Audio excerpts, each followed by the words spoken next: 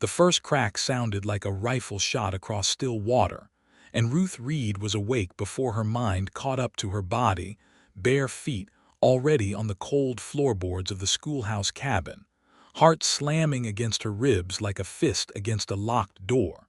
She had heard that sound before.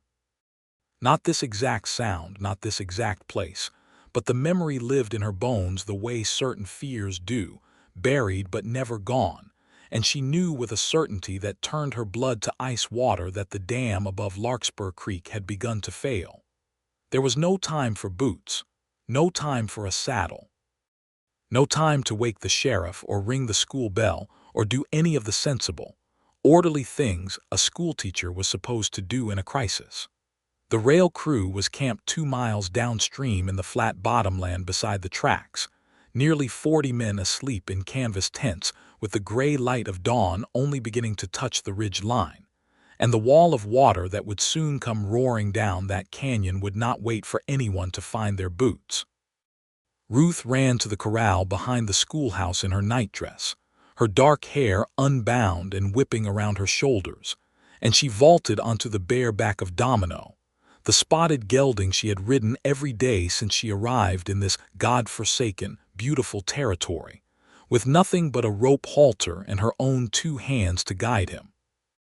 There was a second crack, louder now, like the earth itself was groaning, and somewhere behind her in the pre-dawn dark, she heard the first low rumble that was not thunder, because there was not a cloud in the sky, and she knew with the terrible clarity of a woman who had watched her own father drown in water just like this, that the dam was tearing itself apart at its base exactly where she had warned them it would. "Move, Domino," she whispered into the horse's ear, pressing her heels into his flanks, and the gelding surged forward into the darkness like he understood the stakes as well as she did. The wind tore at her nightdress and stung her eyes as she rode, bent low over the horse's neck, her thighs gripping his sides with a strength that surprised even her. And behind her, growing louder with every passing second, the roar of 100,000 tons of water breaking free of its earthen prison filled the canyon like the voice of an angry god. She thought of Levi Barlow's face when she had told him 3 weeks ago that the dam would not hold, and the way he had looked at her like she was a foolish woman meddling in a man's business. And she thought, with a bitterness that burned hotter than her fear, that she hoped she would reach him in time to be wrong about nothing else, only about whether he would live to hear her say, "I told you so." The camp was close now. She could see the first tents rising up out of the gray morning mist, and she opened her mouth and screamed with everything her lungs could hold. "The dam has broken. Get to high ground. The water is coming." This is how it began, though to understand why a schoolteacher was riding bareback through the dark to save the lives of 40 rough railroad men, and why the man she loved would spend the rest of his days grateful she had never once listened when he told her to stay quiet, one must go back 3 months, to the dusty spring morning, when Ruth Reed first stepped off the stagecoach in the town of Larkspur Creek, Colorado, in the spring of the year 1878. Larkspur Creek was not much of a town in those days, a scattering of clapboard buildings thrown up along a single dusty street to serve the men building the new spur line that would connect the Denver and Rio Grande Railroad to the silver mines up in the mountains. There was a general store, a saloon that did more business than the church, a blacksmith, and a one-room schoolhouse that had stood empty for the better part of a year because no teacher wanted to come so far into the territory to teach the handful of ranch and miner children scattered across the valley. Ruth had come anyway, and she had come with secrets folded into her trunk alongside her books and her dresses, secrets she intended to keep buried as deep as the silver in those mountains. Back east, in Pennsylvania, her father had been a civil engineer, a man who built bridges and dams and had taught his only daughter to read a blueprint before she could properly read a novel. He had shown her how water moved, how pressure built against a wall of earth or stone, how the smallest flaw, a poorly compacted seam, a spillway cut too narrow, could turn a structure meant to hold back a river into a weapon aimed at every soul living below it.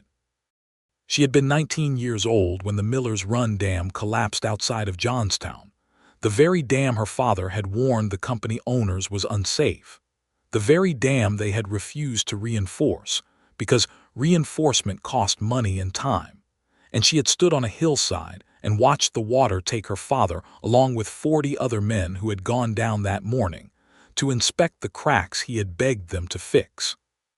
She had sworn on that hillside, with the mud and the wreckage and the screaming still fresh in her ears, that she would never again stay silent when she saw a danger that others were too proud or too greedy to see. And she had sworn something else too, something quieter and more selfish, that she would never again let herself love a man who worked in the shadow of that kind of danger, because she could not survive burying another man she loved beneath broken earth and rushing water. She had come west to teach children their letters and their sums, to build a small, safe, ordinary life far from railroads and dams, and the particular kind of grief that came from loving men who built things that could kill them. She had not planned on Levi Barlow. Levi was the foreman of the rail crew laying track through the valley, a position he had earned through 8 years of brutal labor, and a reputation for getting a job done right even when his bosses wanted it done fast. He stood a full head taller than most men in the territory, with shoulders built from swinging a sledgehammer since he was 15 years old, and a face that had been weathered by sun and wind into something that looked carved rather than born. He had dark hair that curled at his collar when it grew too long for a proper cut, and eyes the color of good whiskey, and a way of moving through the world like he expected it to get out of his path, because it usually did. He had also buried a wife 3 years earlier, dead of fever in a mining camp in Nevada, and he had told himself since then that he had no more room in his chest for love, only for work, and for the men under his charge who depended on him to bring them home alive at the end of every season.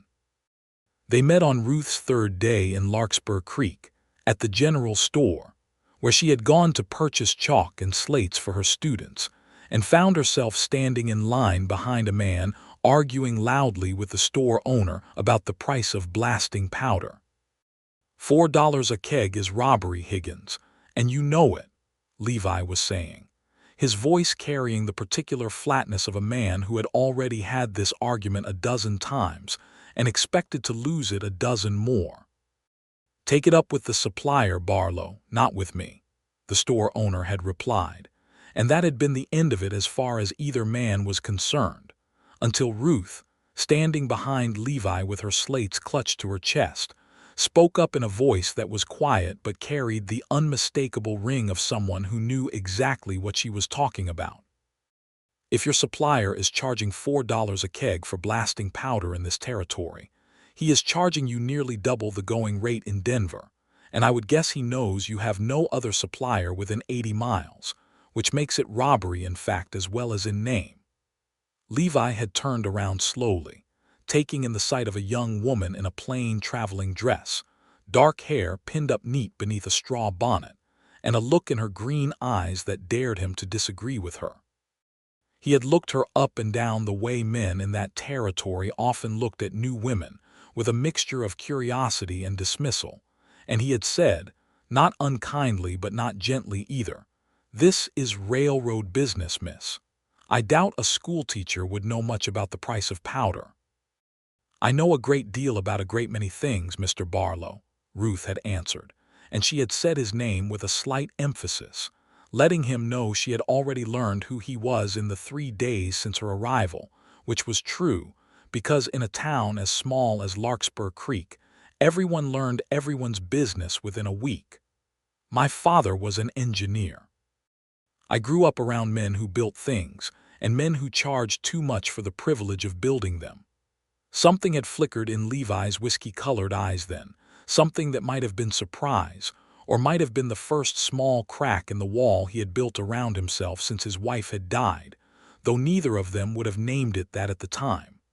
"Is that so?" he had said, and it was not quite a question. "It is so," Ruth had replied, and she had paid for her chalk and her slates and walked out of the store with her chin high, leaving Levi Barlow standing there with an unaccustomed and unwelcome curiosity working its way into his chest, a curiosity he did his best to ignore for the better part of the following month. But Larkspur Creek was a small town, and their paths crossed again and again in the way that small towns arrange such things, whether the people involved wish it or not. Ruth's schoolhouse sat near the edge of town, close to the trail the rail crew used to haul supplies up from the depot, and she often saw Levi riding past in the early mornings, tall and sure in the saddle, overseeing the wagons of rail and timber that would eventually stretch the spur line another mile closer to the mountains. She found herself, against her own strict intentions, watching for him. It was in early June, 6 weeks after her arrival, when the railroad company began construction on the earthen dam that would form a reservoir to supply water for the steam engines and the growing rail camp, that Ruth's careful, quiet life in Larkspur Creek collided fully with Levi Barlow's, and with the danger she had sworn she would never again walk toward. She had gone up to the canyon one Sunday afternoon, as was her habit, to sketch the wildflowers that grew thick along the creek bed for a natural science lesson. She was preparing for her students, and she had found herself standing at the base of the half-finished dam, watching the crew of men laboring under the harsh June sun to pack earth and stone into the growing wall. What she saw made the chalk sketch fall from her hand. The spillway, the channel meant to allow excess water to escape safely during periods of heavy rain or snowmelt, had been cut far too narrow, and the compacted earth of the dam's core, visible in the raw cross-section where the men were still working, showed clear striations of dry, loose soil that had not been properly wetted and tamped before the next layer was added. She recognized the flaw immediately, because it was the very same flaw her father had identified at Miller's Run, the flaw that no one had listened to him about until it was far too late. She found Levi that same afternoon, standing near the base of the dam with a set of blueprints spread across a makeshift table, deep in conversation with two other men she did not recognize, and she walked up without waiting to be invited into the conversation, because some things she had learned could not wait for a woman to be properly invited. "Mr. Barlow, the spillway on this dam is cut too narrow, and the fill has not been properly compacted. If you have a heavy rain this summer, or a fast snowmelt next spring, this structure will fail." The two men beside Levi had looked at her as though she had sprouted a second head, and one of them, a stout man with a waxed mustache whom she would later learn was Cornelius Vance, the regional supervisor for the railroad company, had laughed outright. "And who might this be, Barlow? Does the schoolhouse have a class in dam engineering these days?" Levi had not laughed, and Ruth would remember that detail for a long time afterward, but he had not agreed with her either. "Miss Reed, I appreciate your concern, but this dam was designed by qualified engineers out of Denver. I am sure they know their business better than either of us. Qualified engineers who have never once set foot in this canyon to see the actual soil conditions, I would wager," Ruth had said, her voice rising with a frustration she rarely allowed herself to show.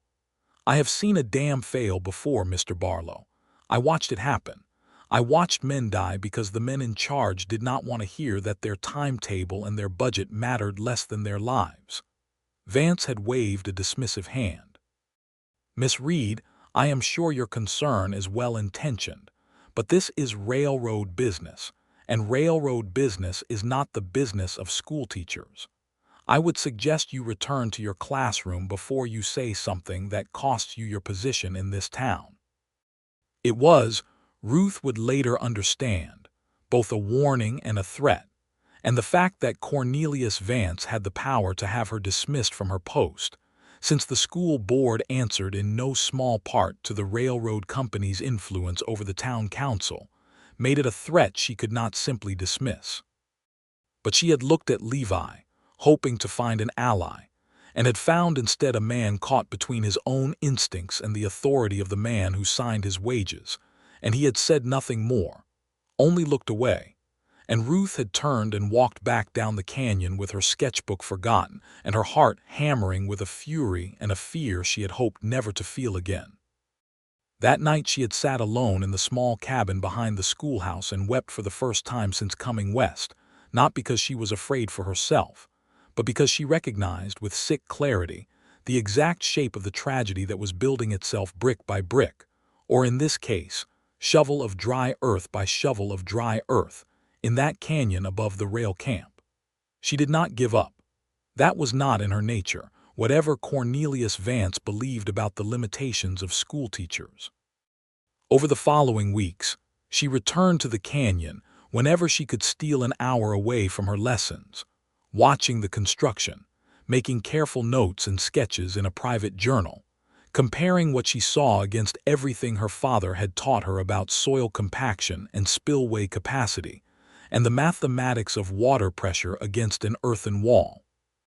She also, though she told herself sternly that this was purely coincidental to her engineering observations, found herself watching Levi Barlow as he moved among his men, directing the placement of timber cribbing, checking the tension on ropes and pulleys, correcting a young laborer's grip on a sledgehammer with a patience that surprised her given his size and his reputation for gruffness.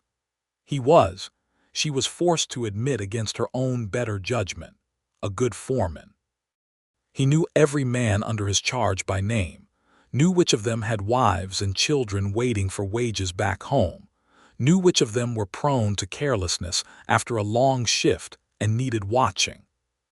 He worked as hard as any man in the crew, harder than most, his shirt soaked through with sweat by mid-morning, his forearms corded with muscle from years of manual labor, and there was an honesty in the way he carried himself, an unwillingness to ask his men to do anything he would not do himself, that Ruth found herself respecting even as she remained furious with him for dismissing her warnings. Their next real conversation came nearly 3 weeks after the confrontation at the dam site, on an evening when Ruth had stayed late at the schoolhouse grading arithmetic slates, and found herself walking home in the blue dusk just as Levi was riding back from the rail camp toward the small house he kept on the edge of town. He had reined in his horse beside her, an unspoken offer in the gesture, and after a moment's hesitation, she had accepted the ride, settling herself side-saddle behind him with her hand resting lightly at his waist, acutely aware of the warmth of him even through the layers of his shirt. "You have not stopped by the dam site in over a week," Levi had said, breaking the silence between them as the horse walked slow and steady down the darkening trail. "I did not think my opinion was welcome there," Ruth had replied, unable to keep the edge from her voice. "Vance's opinion is not the only one that matters," Levi had said, and there was something in his tone, a carefulness, that made Ruth turn her head slightly to study the line of his jaw in the fading light. "I have been thinking about what you said, about the spillway, and I went back and looked at the plans myself more carefully this time. I am no engineer, Miss Reed, but I have built enough things in my life to know when a measurement looks wrong on paper." He had paused, and Ruth had felt him take a breath, the motion visible in the set of his shoulders. "You may be right. I do not like admitting that, but you may be right." It was not an apology, not quite, but it was the first true crack in the wall Cornelius Vance had built around any serious consideration of her warnings, and Ruth had felt something loosen in her chest, some tight coil of frustration she had been carrying for weeks. "Then why have you not gone to Vance again? Why have you not insisted the spillway be widened before the fall rains come?" Levi had been quiet for a long moment before he answered, and when he did, his voice carried a weariness that told Ruth there was more to his hesitation than simple stubbornness. "Because if I go to Vance and demand changes, and he refuses, as he has already made clear he will, I have 2 choices. I can walk away from this job, which means walking away from the wages that 40 men and their families depend on, because there is no other foreman in this territory who would take over this crew and treat them fair. Or I can stay and try to protect them the best I can from the inside, even if it means holding my tongue about things I do not like." "That sounds like a very convenient excuse for cowardice, Mr. Barlow," Ruth had said, sharper than she perhaps intended, and she had felt him stiffen beneath her hand. "It is not cowardice to think of the men who depend on me for their bread, Miss Reed." "No," Ruth had agreed, softening slightly. "It is not. But neither is it wisdom to protect their wages while risking their lives. A dead man draws no pay, Mr. Barlow, and leaves a widow who draws even less."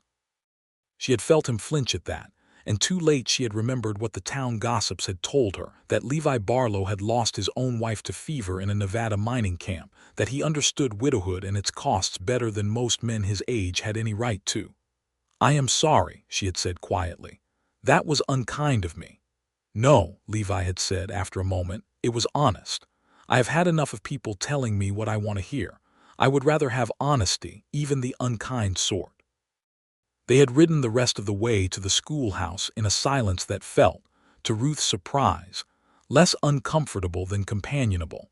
And when he had helped her down from the horse outside her cabin, his hands at her waist lingering perhaps half a second longer than strict propriety required, she had felt her pulse quicken in a way that had nothing to do with dams or spillways or dead fathers, and everything to do with the particular warmth in Levi Barlow's whiskey-colored eyes as he looked down at her in the moonlight. "Good night, Miss Reed," he had said. "Good night, Mr. Barlow," she had answered, and had gone inside and lain awake long into the night, furious with herself for the way her heart insisted on racing at the memory of his hands at her waist. The following weeks brought them together more often than either of them had planned, or, in Ruth's case, wished for, given her private vow never again to love a man whose life was bound up with the dangerous business of building things that could fail. Levi began stopping by the schoolhouse in the evenings, ostensibly to discuss the dam, though their conversations ranged far beyond spillways and soil compaction into the territories of their pasts, their losses, their private hopes. She learned that he had grown up the son of a blacksmith in Missouri, that he had gone west at 17 with nothing but a strong back and a stubborn refusal to accept the poverty his father had accepted, that he had worked his way up from laying track to foreman through sheer relentless competence, and that he had married his wife, a gentle woman named Sarah, in a mining camp in Nevada when he was 23, only to watch her die of a fever 18 months later, leaving him with a grief he had buried so deep he had convinced himself it no longer existed, until Ruth Reed had come riding into his thoughts with her sharp tongue and her sharper mind. He learned, in turn, about her father, about Miller's Run, about the way she had stood on that Pennsylvania hillside and watched 40 men, including the man who had taught her everything she knew about the movement of water and earth, disappear beneath a wall of black water that should never have been allowed to break free. He learned why she had come west, not merely to teach, but to build a life far from the particular danger that had taken everything from her once already. And he began, slowly, to understand that her insistence about the dam was not the meddling of an ignorant woman, but the hard-won knowledge of someone who had paid the highest possible price to learn it. "You could have simply told me all this the first day," he said to her one evening, sitting on the schoolhouse steps as the summer sun set gold and orange over the western ridge. "About your father, about what you saw. Would it have mattered?" Ruth asked. "Vance would still have laughed. Men like him do not listen to grief, Mr. Barlow. They listen to authority, and a schoolteacher, however much sorrow she carries, has none in their eyes." "You have authority with me," Levi said quietly, and something in the simple directness of the statement made Ruth's breath catch in her throat. "Do I?" she said, not quite a question, and he had turned to look at her then, his whiskey eyes serious in the fading light. "You do. I have built things with my hands since I was a boy, Ruth." It was the first time he had used her given name, and she felt the small intimacy of it land somewhere deep in her chest. "I know good work when I see it, and I know a good mind when I meet one. Yours is the finest I have encountered in this territory, man or woman, and I would be a fool to keep dismissing it simply because Vance finds it inconvenient."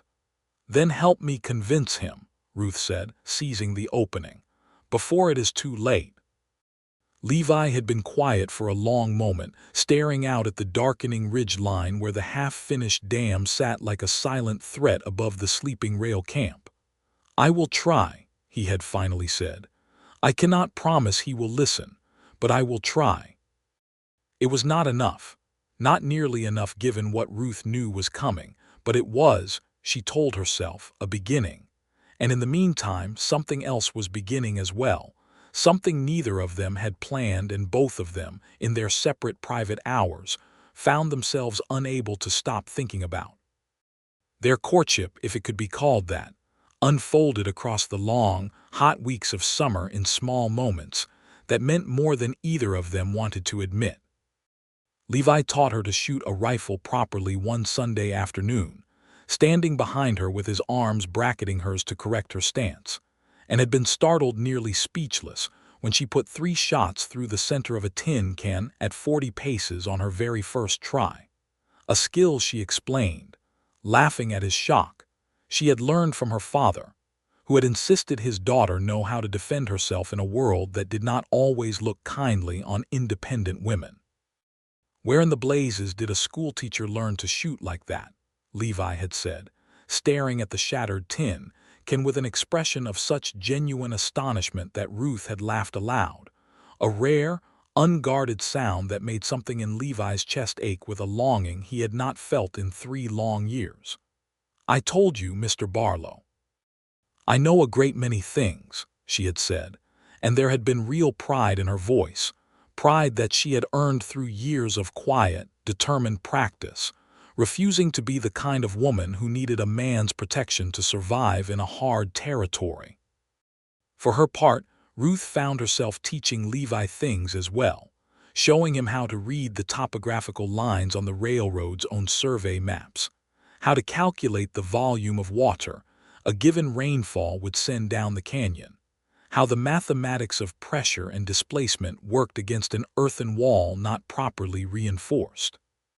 She watched him absorb the information with the same relentless focus he brought to his work, watched his respect for her mind grow visible in the way his eyes followed her when she spoke, and she found herself, against every promise she had made herself, falling in love with a man who built things for a living in a canyon she feared above all others. The moment that changed everything between them, the moment Levi would later say was when he knew beyond any doubt that he loved her, came on a scorching afternoon in late July, when a sudden, violent thunderstorm rolled down off the mountains and caught the rail crew exposed on an unfinished section of track a mile below the dam. Ruth had been riding back from a visit to a ranch family whose children attended her school when the storm broke, and rather than seeking shelter herself, she had turned domino toward the rail camp, some instinct or fear driving her to check on the men working in the canyon. She arrived to find chaos. The sudden storm had sent a fast surge of water down a normally dry side gully that fed into the creek below the dam, and 3 men working to shore up a section of trestle bridge had been caught by the rushing water. One of them, a young laborer named Tom Hutchins, swept from his footing and carried downstream, screaming, toward a stretch of rapids that would surely have killed him. Levi had gone into the water after him without a second's hesitation, wading in against the current with a coil of rope tied around his own waist, but the water was faster and stronger than either man had anticipated, and within moments both Levi and Tom were being dragged toward the rapids, the men on the bank shouting uselessly, unable to reach them in time. Ruth did not hesitate. She had grown up around water, around ropes and pulleys and the physics of leverage, and she saw in an instant what none of the panicking men on the bank could see. A fallen cottonwood, half submerged, its roots still anchored to the bank 30 yards downstream, that could serve as a natural barrier if someone could position a rope correctly across the current. She flung herself from Domino's back, grabbed a coil of rope from a startled laborer's hands, and ran along the bank faster than any of the men had thought to move, calculating the angle of the current in her head the way her father had taught her to calculate the stresses on a bridge, and she flung the rope out across the water just as Levi, fighting to keep Tom's head above the surface, was swept within reach of the submerged tree. "Grab the branch, Levi. Use the current, do not fight it. Let it push you sideways into the roots," she screamed, and something in the calm, precise authority of her voice cut through the panic and the roar of the water. And Levi, trusting her without a second's hesitation in a way he would later marvel at, stopped fighting the current head-on and instead angled his body sideways exactly as she instructed, and the rushing water carried him and Tom both directly into the tangle of submerged roots, where they were able to catch hold and haul themselves, gasping and battered, onto the muddy bank. The other men reached them moments later, hauling both soaked and shaking figures fully out of the water, and it was several minutes before anyone spoke, the entire crew standing in stunned silence around their foreman, who lay on his back in the mud gasping for breath, and around the schoolteacher who had just saved his life with nothing more than a length of rope and a mind that worked faster and clearer under pressure than any of theirs had. "How in God's name did you know to do that?" Levi finally managed to say, still lying in the mud, staring up at Ruth with an expression of such raw, dumbfounded admiration that it stole the breath from her lungs more thoroughly than the storm had.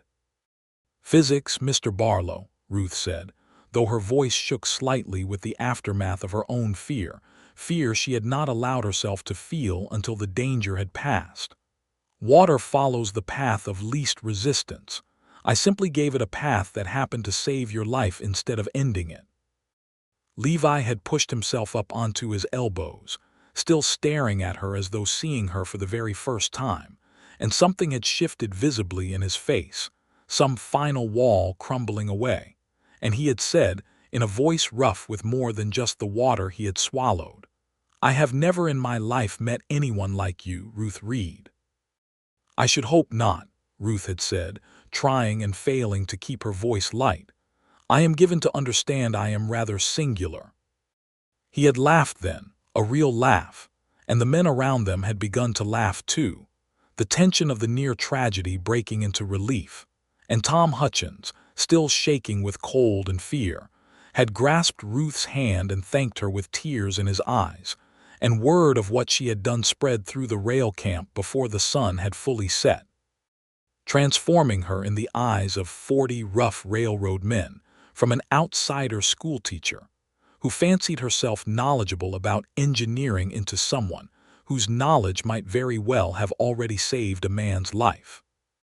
That night Levi walked her home himself, insisting on it despite her protests that she was perfectly capable of riding home alone, and at her door, in the cool blue dusk with the smell of rain still hanging heavy in the air, he had taken her hand in both of his grip warm and slightly trembling from the day's exertions and its lingering fear. "I owe you my life," he said quietly, "and Tom Hutchins owes you his. You owe me nothing, Mr. Barlow. I could not have stood on that bank and watched you drown. Levi," he said, "please, after today I think we are well past Mr. Barlow." "Levi," Ruth said, and the name felt warm and new in her mouth, and she watched his eyes darken at the sound of it. "Ruth," he said, and then, before either of them fully understood what was happening, he had leaned down and kissed her, gently, questioningly, giving her every opportunity to pull away, and she had not pulled away, had instead risen up on her toes to meet him, her hand curling into the still damp fabric of his shirt, and the kiss had deepened into something that left them both breathless when they finally parted. "I told myself I would never do this again," Levi murmured against her hair, his arms coming around her, holding her close against the solid warmth of his chest. "Never let myself love anyone again. It hurt too much the first time." "I told myself the same thing," Ruth admitted, her voice muffled against his shirt. "I promised myself I would never love a man who worked around dams and dangerous water because I could not survive burying another man to a flood." Levi went very still at that and pulled back slightly to look down at her face in the moonlight. "Then perhaps I ought to find different work," he said, half teasing, half serious. "Perhaps you ought to listen to me about the spillway instead," Ruth said, and though her tone was light, there was real fear beneath it, fear that had never fully left her since that day in the canyon when she had first seen the flaw in the dam's construction. "Because I love you, Levi Barlow, God help me, I do, and I cannot bear the thought of losing you the same way I lost my father." "I will listen," Levi promised, cupping her face in his rough, calloused hands. "I swear to you, Ruth, I will find a way to make Vance listen too, even if it costs me my position. I will not let you lose anyone else to a broken dam, not while I have breath in my body to prevent it." It was a promise made with the full weight of new love behind it, sincere and desperately meant, but Cornelius Vance, as they would both soon learn, was not a man inclined to listen to anyone, and the summer that followed their first kiss would test that promise in ways neither of them could yet imagine. Levi did try. 2 days after the storm, he went to Vance's office in the small clapboard, building the railroad company had erected near the depot and laid out, as calmly and professionally as he could manage, every concern Ruth had raised about the dam, along with his own observations from personally reviewing the plans. Vance had listened with visible impatience, his fingers drumming against his desk, and when Levi finished speaking, he had leaned back in his chair with an expression of thinly veiled contempt. "Barlow, I have humored this nonsense from your schoolteacher friend for weeks now, and I am done humoring it.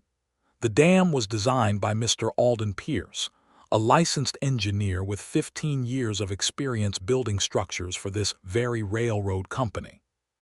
Do you truly believe a woman with no formal training whatsoever has identified a flaw that a professional engineer missed? I believe her father was an engineer and taught her everything he knew, and I believe she watched a dam fail once before under circumstances remarkably similar to this one," Levi had replied, keeping his voice level with an effort that cost him considerably. "I am asking you to widen the spillway before the fall rains, Mr. Vance. That is all. A modest expense now, against the cost of losing this entire structure and possibly lives later. And I am telling you, Barlow, that this dam will be completed on schedule and on budget, as instructed by the company directors in Denver. And if you cannot see your way to overseeing that completion without further interference from meddling schoolteachers, I will find a foreman who can." The threat had been unmistakable, and Levi had left Vance's office with his jaw clenched so tight it ached, torn between his responsibility to the 40 men who depended on his wages, his growing love for the woman whose warnings he now believed with his whole heart, and his own powerlessness against a company more concerned with its balance sheet than with the lives of its laborers. He told Ruth everything that evening, sitting with her on the schoolhouse steps as the last light faded from the sky, and she had listened with a grim, resigned expression that told him she had expected nothing less. "Then we must find another way," she had said finally. "If Vance will not listen to reason, we must go over his head. Write to the company directors in Denver directly, or better yet, write to the territorial engineer's office, someone with the authority to order an inspection. That could take weeks, Ruth, months, even given how slowly such things move." "Then we had better begin tonight," Ruth had said, and that same evening they had sat together at her small kitchen table by lamplight, composing a detailed letter outlining every flaw Ruth had observed, every mathematical calculation she had made regarding the spillway's inadequate capacity, every parallel she could draw to the tragedy at Miller's Run, and they had sent it by the next available post, addressed to the territorial engineer's office in Denver, with a second copy sent directly to the railroad company's board of directors, bypassing Vance entirely. It was, they both understood, an enormous risk. If Vance discovered what they had done, and given the small size of Larkspur Creek and the speed with which gossip traveled, it seemed likely he eventually would, Levi's position would almost certainly be forfeit, and quite possibly Ruth's as well, since the school board's willingness to employ her depended in no small part on maintaining good relations with the railroad company that funded much of the town's development. But neither of them was willing to stay silent while the danger grew, and so the letter was sent, and they waited, through the long, hot remainder of August and into September, for a reply that seemed, with each passing week, less and less likely to arrive in time. In the meantime, their love deepened in ways that surprised them both with its swiftness and its certainty. Levi began courting her openly, walking her home each evening after school, sitting with her on Sunday afternoons while she read to her students' younger siblings, and he mended harness leather or whittled small toys for the children who gathered around them, both with open affection. The town began to speak of them as a matched pair, the strong foreman and the clever schoolteacher, and Ruth found herself, for the first time since her father's death, genuinely happy, genuinely hopeful about a future she had once believed impossible for herself. Levi proposed to her on a golden September evening, down by the creek where they had first truly spoken to one another months before, producing from his pocket a simple gold band that had belonged to his mother, and asking her, with a vulnerability that stripped away every hardened layer of the tough foreman she had first met, if she would do him the honor of becoming his wife. "I know I cannot promise you a life free of danger," he said, kneeling in the tall grass beside the creek, his whiskey eyes bright with hope and fear in equal measure. "I know your father died because of a broken dam, and I know I ask a great deal in asking you to marry a man who works around such things every day of his life. But I promise you this, Ruth Reed. I will spend every day I have breath in my body listening to you, respecting your mind, and fighting alongside you against every danger this territory throws at us. I love you more than I ever believed I could love anyone again, and I cannot imagine facing this life, or any life, without you beside me." Ruth had wept, Chinese letter, Chinese letter, Chinese letter, tears of joy this time rather than grief, and had said yes before he had even finished speaking, pulling him up from the grass to kiss him with a fierceness that left no doubt in either of their minds about the depth of what they felt for one another.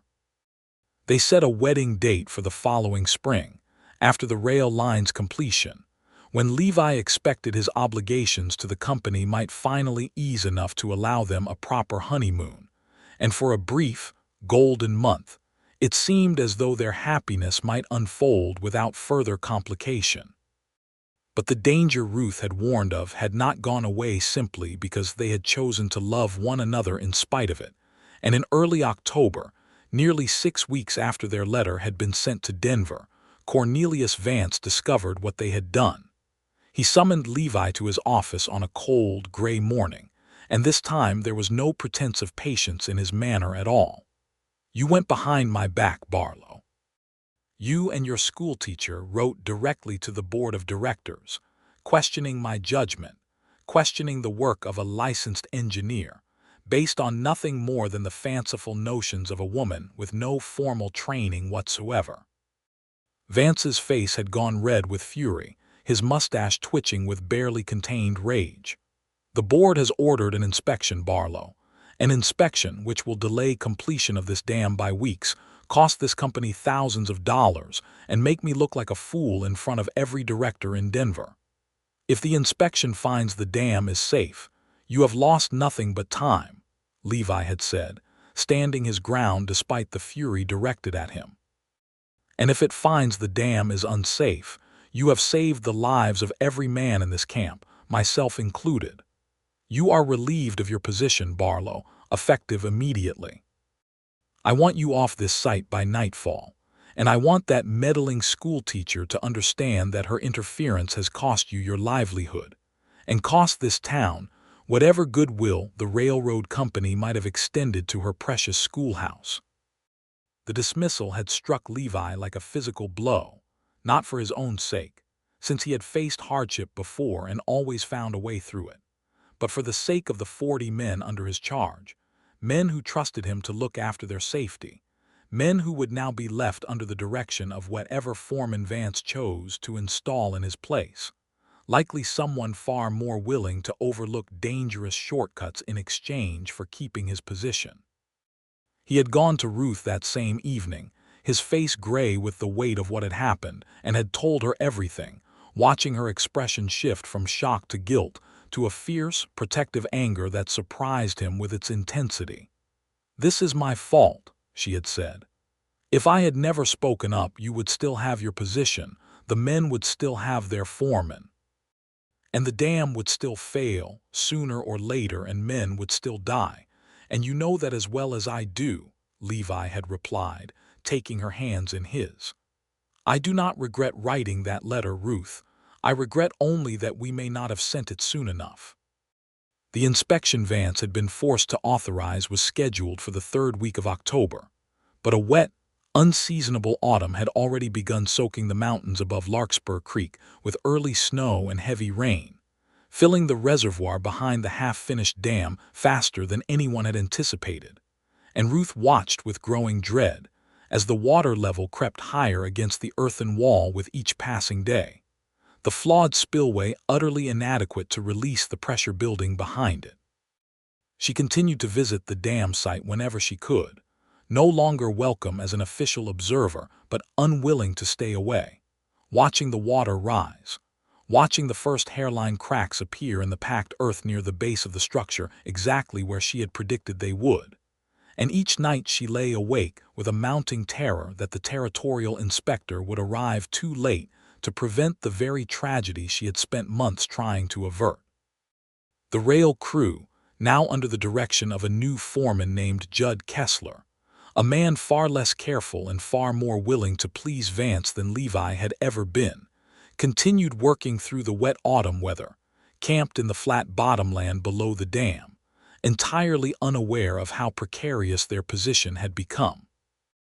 Levi, though no longer officially employed by the railroad, refused to leave Larkspur Creek, taking work instead at the town's small blacksmith shop and continuing, in every spare hour, to monitor the dam's condition alongside Ruth, both of them growing more desperate with each passing day as the territorial inspector's arrival was delayed first by weather, then by a bureaucratic mix-up that sent him to the wrong rail depot entirely.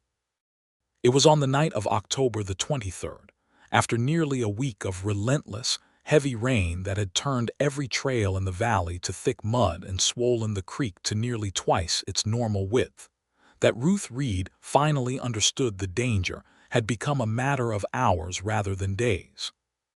She had ridden up to the dam site late that afternoon, against Levi's worried protests, and had stood in the driving rain studying the cracks near the base of the structure, cracks that had visibly widened even since her last visit 2 days before, and had felt a cold certainty settle into her chest that no amount of hoping could dislodge. "It will not last the night," she had told Levi when she returned to town, soaked through and shaking, though whether from cold or fear she could not entirely say. "The pressure is too great, the spillway cannot release it fast enough, and the cracks at the base have reached the point my father always called the point of no return. Levi, it is going to break, and soon." "Then we go to Kessler tonight," Levi had said immediately, already reaching for his coat. "We tell him to evacuate the camp, to move the men to high ground until the inspector arrives." They had ridden together through the pouring rain to the rail camp, and had found Judd Kessler in his tent, dry and irritated at being disturbed, and their warnings had been met with exactly the dismissal Ruth had feared. "I'm not moving 40 men and their equipment off this site based on the say-so of a schoolteacher and a foreman who was fired for insubordination," Kessler had said, barely glancing up from his supper. "The dam has held for months. It will hold through one more storm." "It will not," Ruth had said, her voice rising with a desperation she could no longer contain. "I am begging you, Mr. Kessler. Move the men to higher ground just for tonight, just until the rain stops. If I am wrong, you have lost nothing but a night's sleep. If I am right and you refuse, you will bury 40 men before dawn." But Kessler had waved them both away, threatening to have them removed from the camp entirely if they continued to disrupt the men's rest with what he called hysterical nonsense. And Levi and Ruth had ridden back to town through the storm with a helpless, grinding fear settling into both their chests, the knowledge that they had done everything within their power, and it had not been enough. "I will not sleep tonight," Ruth had said, as Levi walked her to her cabin door, both of them soaked to the skin and chilled to the bone. "I am going to sit up and watch the canyon. If anything changes, I want to know immediately."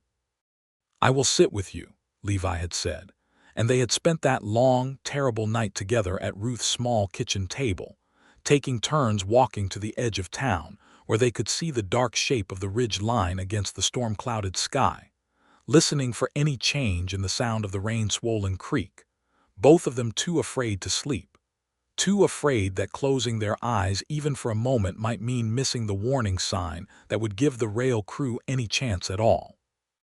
It was in the gray hour just before dawn, when the rain had finally begun to slacken and both of them had allowed themselves to hope, for one brief, foolish moment, that perhaps the worst had passed, that Ruth heard the first crack, sharp and terrible, echoing down from the canyon like a rifle shot. She was on her feet and moving before Levi had even fully registered the sound, and she was through the door and running for the corral before he had caught up to her. And it was there, in the gray pre-dawn light, that Levi Barlow witnessed something that would remain burned into his memory for the rest of his life. Ruth Reed, in her nightdress, her dark hair streaming loose behind her, vaulted onto the bare back of her horse with no saddle, no bridle beyond a simple rope halter, and no hesitation whatsoever, and turned the animal toward the rail camp at a dead gallop before Levi could even shout her name. "Ruth!" He had bellowed after her, already running for his own horse, tied nearby.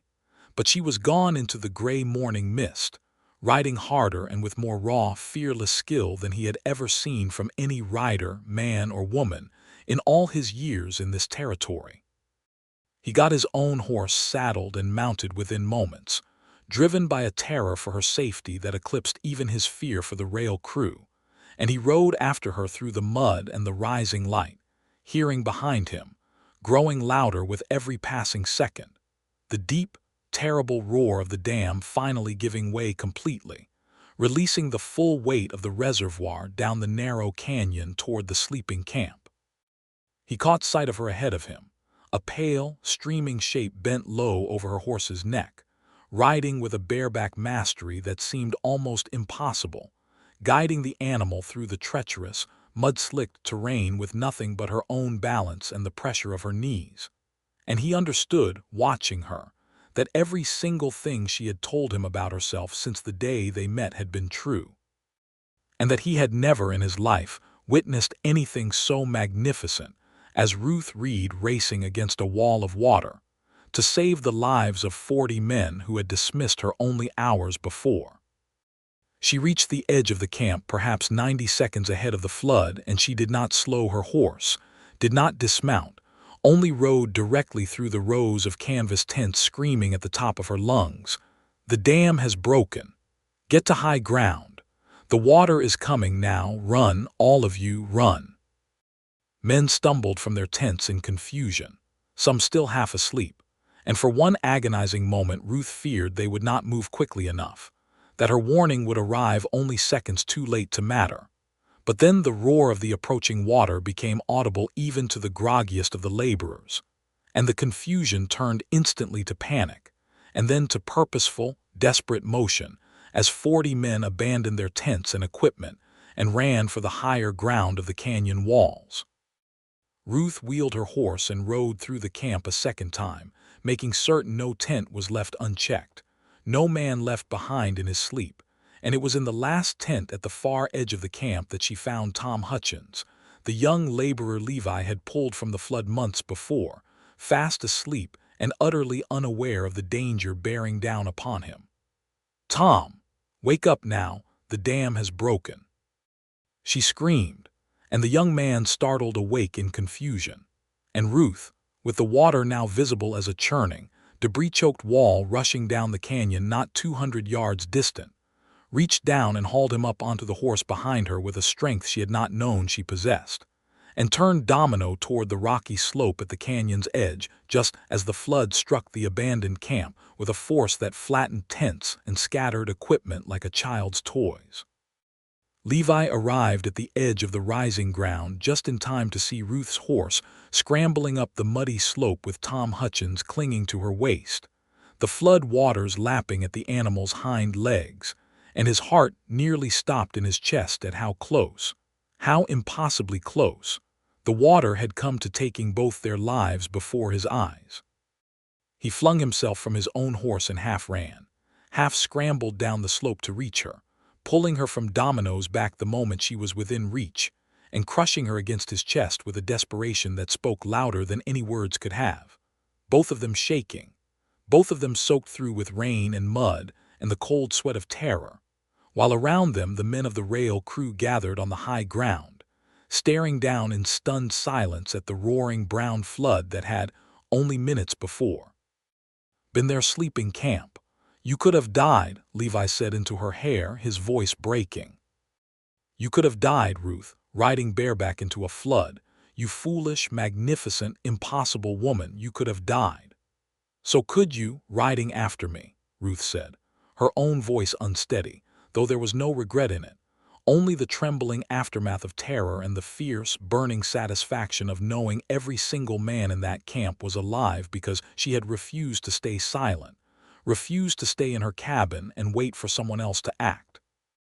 Judd Kessler, standing nearby with an expression of dawning, horrified understanding on his face, approached them slowly, his eyes fixed on the devastation below, where his entire camp, every tent, every wagon, every piece of equipment had been swept away or buried in mud and debris.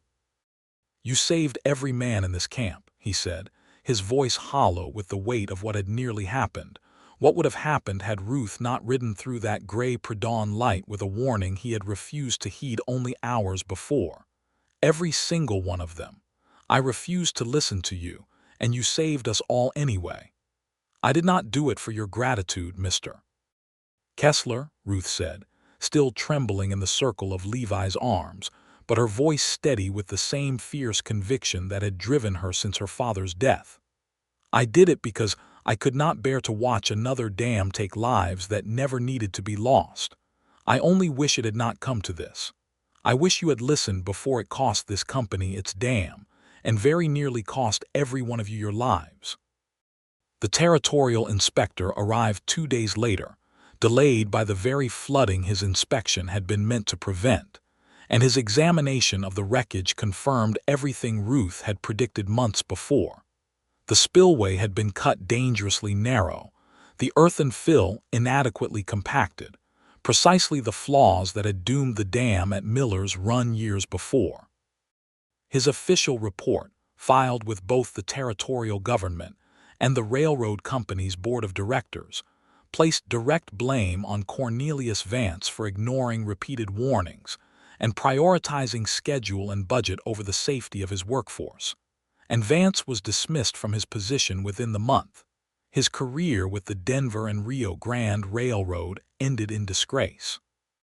The railroad company, in the aftermath of the disaster, and eager to avoid further scandal, not only reinstated Levi Barlow as foreman with a formal apology for his wrongful dismissal, but also offered Ruth Reed a formal position as a consulting inspector for future construction projects throughout the territory, a role no woman had ever before held with the company.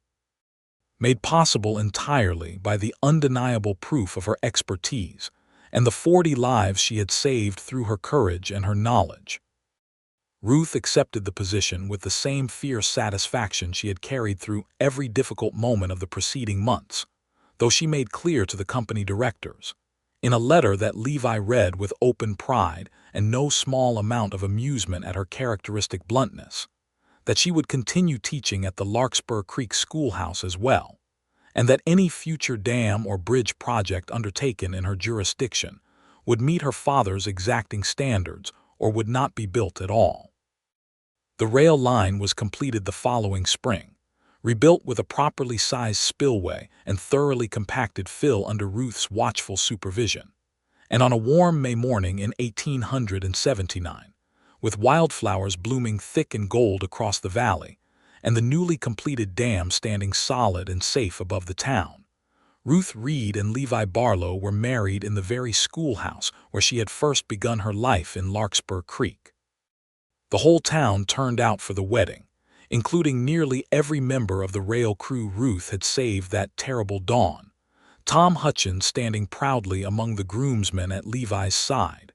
And when the preacher asked if anyone present had reason the couple should not be joined, Judd Kessler, who had become in the months since a quiet and genuine friend to them both, called out from the back of the room that the only reason anyone in that valley could think of was that Levi Barlow did not deserve so fine a woman, a joke that brought the entire congregation to warm, affectionate laughter. Levi, standing at the front of the schoolhouse in his best coat, his whiskey-colored eyes bright with unshed tears as he watched Ruth walk toward him in a simple ivory dress with wildflowers woven through her dark hair, thought of everything that had brought them to this moment. The confrontation at the dam site, the flood that had nearly taken both their lives, the fierce and unshakable intelligence of the woman who had ridden bareback through the dark to save 40 men who had dismissed her. And he understood, with a certainty that settled deep and permanent into his chest, that he had never in his life loved anyone the way he loved Ruth Reed, and that he never would again. "I, Levi Barlow, take you, Ruth Reed, to be my wife," he said, his voice steady despite the emotion thick in his throat.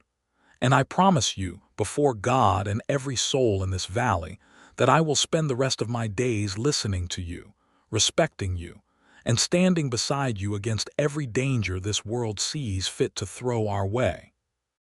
You have taught me that the strongest thing a man can do is admit when a woman knows more than he does, and I will spend every day of our marriage grateful that you never once let me forget it." Ruth, laughing through her own tears, made her vows in turn, promising to love him fiercely and honestly for the rest of their lives. And when the preacher finally pronounced them husband and wife, Levi kissed her in front of the entire assembled town with a tenderness and a passion that left no doubt whatsoever, to anyone watching, of the depth of what they felt for one another. They built a life together in Larkspur Creek over the years that followed, a life built on the same foundation of mutual respect and fierce, honest partnership that had brought them together in the first place. Ruth continued teaching at the schoolhouse for many years, shaping generations of valley children with the same sharp intelligence and fearless conviction that had once saved 40 rail workers from a flood, and her reputation as a consulting engineer grew throughout the territory, so that railroad companies and mining concerns alike began seeking her expertise whenever they built dams or bridges or any structure meant to hold back the dangerous, powerful forces of nature. Levi rose eventually to a position overseeing rail construction across the entire western slope of the territory, and he never again worked for a company or a supervisor who dismissed the safety of his men in favor of schedule or budget, having learned, in the most terrifying way imaginable, exactly what the cost of such dismissal could be. They had 3 children together over the following years, a son named after Ruth's father, Thomas Reed Barlow, born the spring after their wedding, followed 2 years later by a daughter they named Sarah, in honor of Levi's first wife, whose memory Ruth insisted should never be erased or forgotten simply because Levi had found love again. And finally, 5 years into their marriage, a second son they named simply Levi, after his father, a boy who grew up, much to his mother's fierce pride, with an early and unshakable fascination with maps and blueprints, and the mathematics of how water moved through the world. On quiet evenings, as their children grew, Ruth and Levi would sometimes walk together up to the canyon above Larkspur Creek, to the site of the new dam, sturdy and safe and properly built, and stand looking out over the reservoir it held, silver and calm in the evening light. And Ruth would tell her children the story of the morning the old dam had broken, The morning she had ridden bareback through the dark to warn 40 sleeping men of a danger no one else had been willing to see. "Your mother," Levi would say to their children, every single time the story was told, with a pride that never once dimmed across all their years together, "is the bravest, most brilliant person I have ever known in my entire life. And do not let anyone, man or woman, ever tell you that a clever mind and a fearless heart are not the greatest gifts a person can carry into this world." And Ruth, listening to him say it, every single time, would feel the same warmth bloom in her chest that she had felt on that long-ago evening, when he first looked at her with dumbfounded admiration after she had shown him how water followed the path of least resistance. The same certainty that she had found, in this hard and beautiful and dangerous territory, exactly the kind of love she had once believed impossible for herself. A love built not on rescue or protection, but on partnership, on respect, and on the unshakable knowledge that she had never once needed saving, only someone willing to stand beside her while she did the saving herself. The dam above Larkspur Creek held strong for the rest of their long lives together, a monument, though few who passed it ever knew the full story, to the schoolteacher who had refused to stay silent, and the foreman who had learned, in the most dramatic way imaginable, that the greatest strength a man could possess was the humility to listen when a woman with a sharper mind and a braver heart told him the truth, however inconvenient that truth might be. They grew old together in that valley, surrounded by children and eventually grandchildren, by the town that had grown up around the railroad and the schoolhouse, and the dam that never again threatened to fail. And until the very end of their days, Levi Barlow never stopped telling anyone who would listen the story of the dawn his wife rode bareback through the mud and the mist to save an entire rail crew, and never stopped saying, with the same wonder and love in his voice that he had felt that very first morning, that he had never in his life seen anything so magnificent or loved anyone so completely as Ruth Reed, the schoolteacher who had ridden into his life and refused from the very first day to be anything less than exactly, fiercely, brilliantly herself.